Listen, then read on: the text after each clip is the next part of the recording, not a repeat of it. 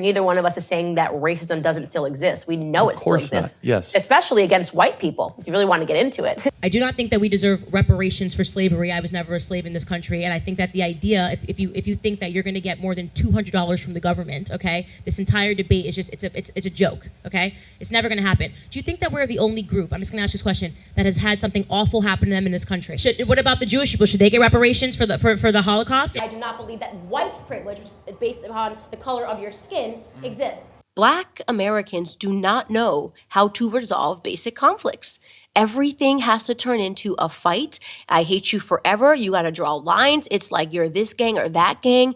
White guilt is a form of systemic oppression. Aren't you just tired of being angry? Like, it's actually exhausting. Even for something that you're actually mad at, you can hold on to for a couple of weeks. Then you just get a little exhausted with being angry. This has been a long time to be angry, Black America. It has been. African-American culture, you think that in these classrooms when you're taking African-American studies, you're learning about Black history. I have never in my entire life seen Black people more ignorant about their history than today. But it turns out that we are bringing segregation back because we now have the Black national anthem. Y'all ready for Candace Owens? I'm ready for her. The first advice that I would give you, and it's the best advice that I ever received in my life, and I think I got it from myself, is to not see yourself as Black and to see yourself as an American. So now with a new program she's been solely doing now that she's been fired from the Daily Wire, she's amassed a lot of viewers. She's got like 1.8 million viewers. Wow, it's amazing how someone so quickly can be rehabilitated. That's what it is to be Candace Owens, and that's what it is to have white adjacent privilege, where you got a whole bunch of white supporters who just let you get away with whatever you want. And then some Black people who also have amnesia about who you are and what you've done.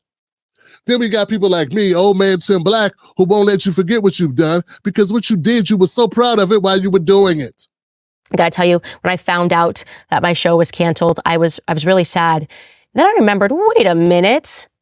I am Candace. It was because she lost her gig at the Daily Wire. So she goes on the Piers Morgan show and complains. And her whole thing about being fired now was to act aggrieved. Right? That's what this all is. It's like, now we're going to see how long she can ride the wave of how she's been hurt by the evil Zionist Ben Shapiro, who she's worked with for years now and made multiple millions of dollars with, who she had to know exactly who she was working with all this time. Not blindsided, like, I didn't know this was a Zionist. He's only been wearing the hat and the gear and practicing it, and not just him, everyone on the Daily Wire has the same politics. And it's the same politics that Candace Owens has, which is anti-Black and go after anybody who's not on the right and be aggrieved and talk about the skies falling and gaslight everyone. And they're thinking the whole world's about to end because there are people that want other people to use pronouns or something. There's a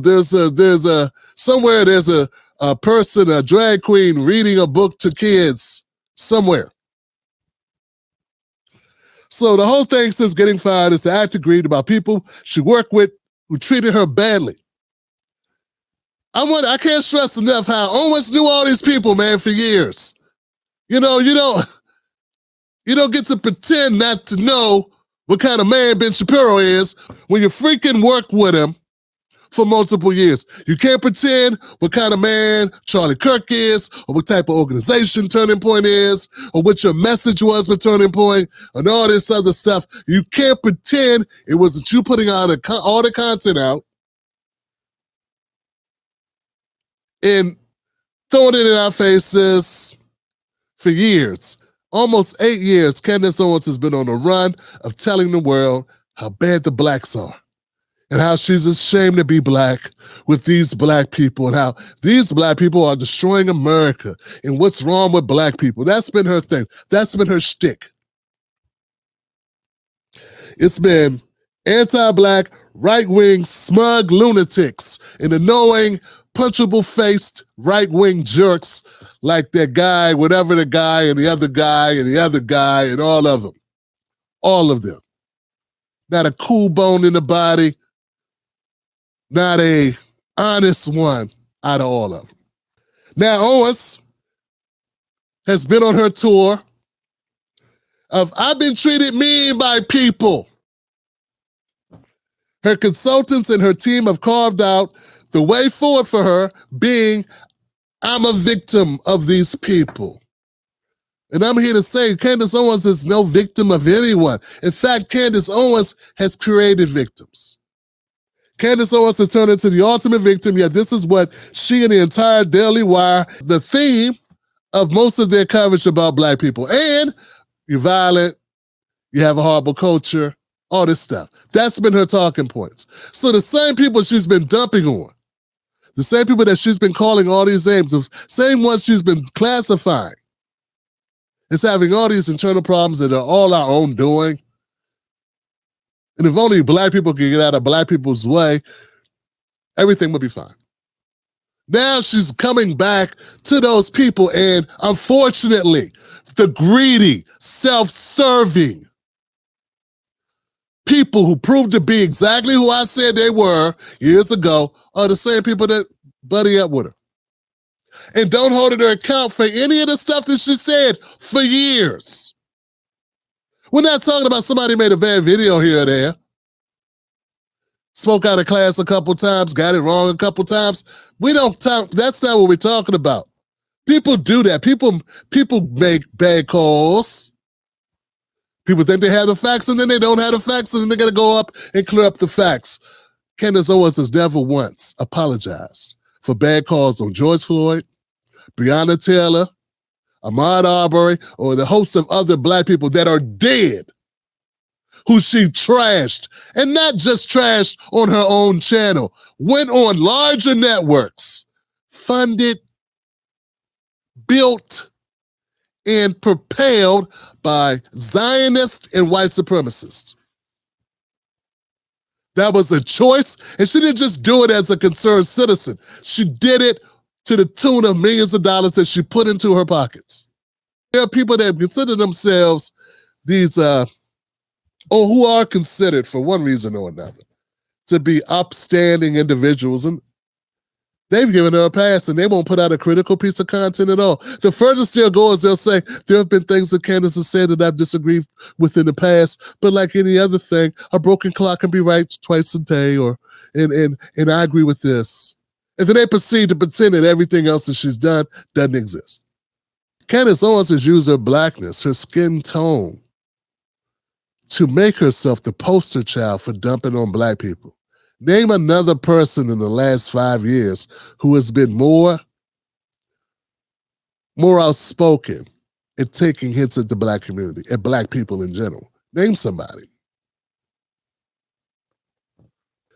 She used her blackness to be able to say things that Tommy Lauren and Megyn Kelly couldn't say without being called racist.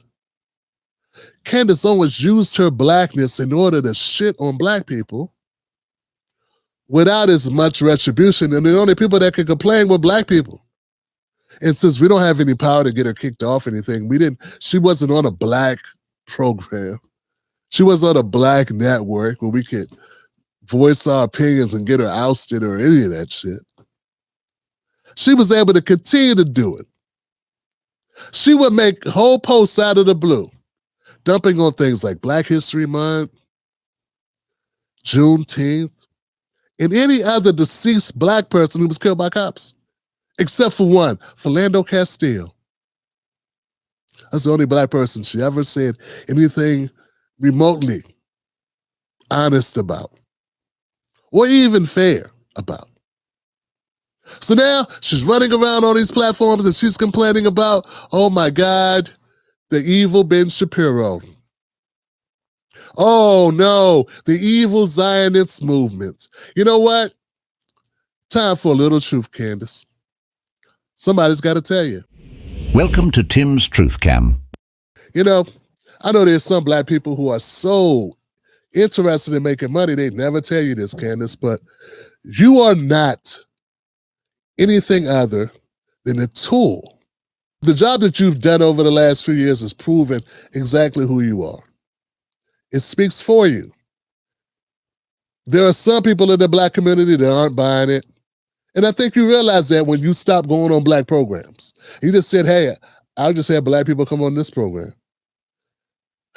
I think that's what your plan will be next. Because unfortunately, there are some Black people, unlike Charlemagne and unlike some of the others, the Breakfast Club folks, who are going to actually ask you hard questions. Going to ask you to speak to all the filth and bile that you spewed for the last 8 years. Because not everybody is going to let you slide, hoping they get 1 million views off the content and be able to absorb some of your audience. Because that's really what they're about. So all this now that it's just amazing that the woman who claimed that Black people were perpetual victims and our own worst enemies is now complaining and saying that they're a victim. Not of white supremacists coming over the hill, strangers in the night with hoods over their heads. Not neo-Nazis that who the hell made these guys? Where'd these guys come from? But people that you actually had a working relationship with, who you saw nothing wrong with. For years, you worked with these people. And for years, because you were these people. That's what I'm getting to, Candace. You are them. A gangster shouldn't complain about other gangsters because you're all gangsters. You are those people. And you don't get to separate yourself from them because they kicked you out. You didn't leave under your own volition. We all know you were bragging about you can't be fired and then your ass got fired. You didn't quit. So you didn't leave this Zionist organization that you complain about now.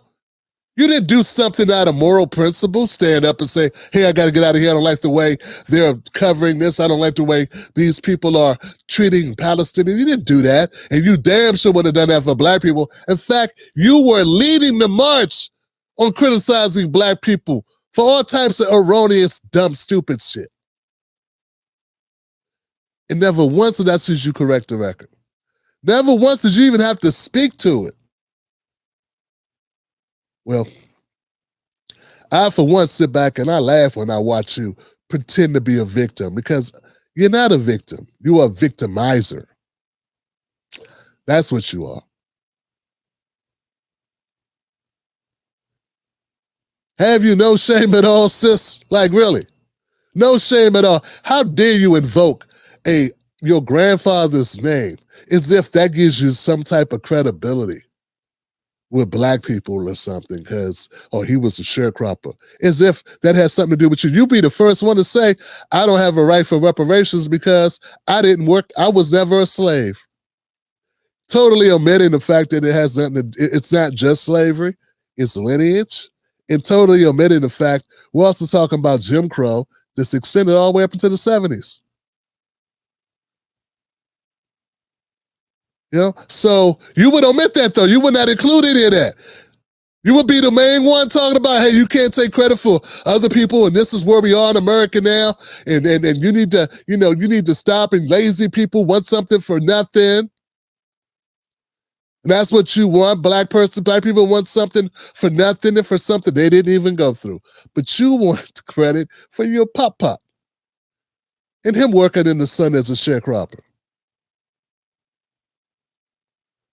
So I just think you're a joke. You are a joke. A lame joke. A tool. And I'm glad those white supremacists finally broke their tool. I'm glad they did it. I'm glad that they finally did it. And I do realize that this will help you. Not this. This won't be seen by enough people because, unfortunately, the ecosystem loves you. How could they not? You're Megyn Kelly with a black face. That's all you are. And I know it's lucrative, but that does not mean that you're not a soulless, empty vessel, empty suit. You talk a lot about your kids. You talk a lot about being a mom. You know, all those black people that were killed by cops, they had moms. You talk about, talk a bunch of crap about you care about, Palestinian kids being killed by bombs. What you did is you saw an opportunity to capitalize off the pain of others and market yourself that way. See, I'm in this business too. I'm in this business right along with you.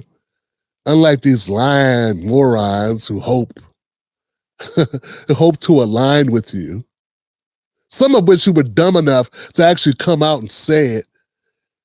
And then when they realized that there were more black people who still detested you, feel like I felt, they kind of walked it back or tried to act like they didn't say it. And I saw some of you. Oh, if only Candace Owens could be on our side. But she's not. She's not on anyone's side except herself. And that's the problem. And that's the issue. Candace Owens betrayed herself and anybody who looks like her many years ago. She made a decision that the money was more important. So stop with the whole Ben Shapiro did you wrong. What about Black America, who you shitted on and never made right? Everyone with sense sees you now for what you really are. Pathetic. A shape-shifting pathetic. And we'll see how long this lasts. I don't think this is going to last that long. I don't think it's going to last as long as you think. I don't think you're going to be able to get enough sympathy from enough people to actually believe that you didn't know who Ben Shapiro was. And it was fine who he was until it hurt you, until you lost your job. That network was fine until something happened to you. You didn't quit that network. You didn't step down out of principle. There are things you could have done, but you didn't do them. And you kept with the same rhetoric against us. As soon as the numbers got low, I looked at your channel. I looked at the Candace Owens channel. I saw what you did. Whenever your numbers got low, when you tried to pivot to mainstream, you would go back to your old reliable, dump on somebody black, and then your numbers would go back up. Then you would try to pivot to something like, let me just go after the Kardashians. Let me just go after Britney Spears. Let me just go after anybody. Let me get out of this bubble. You even started giving relationship advice. Yeah. Goofball, you are still black. That's what you are. It's nice you got your wake-up call, but just like we told Omarosa, just like we told all the rest of them who finally realized the writing on the wall, we good over here. Stay where you at. But can I ask a question? Can you insult a black person? Can you insult a black person without being a racist? That's just a question. I think the minute that he went with lazy, he was using. Why are you saying black people are lazy? No, but that's why does the word lazy make you think that is a common racist No, it is trope. not. I've never been called lazy my entire life. So the question is, why does the word lazy make? No. I'm asking you a question. I asked you a question. You said that lazy makes you think of black people. That's what you're saying. That is a common racist trope. So that's within you, not within him. That is not a common racist trope towards black people. And it's incredible that you're defending a man who looks at a pregnant woman. I think he's a jerk. No. I think he's an absolute jerk. That is so disgusting. Laura. So you don't get away with it. That on my watch.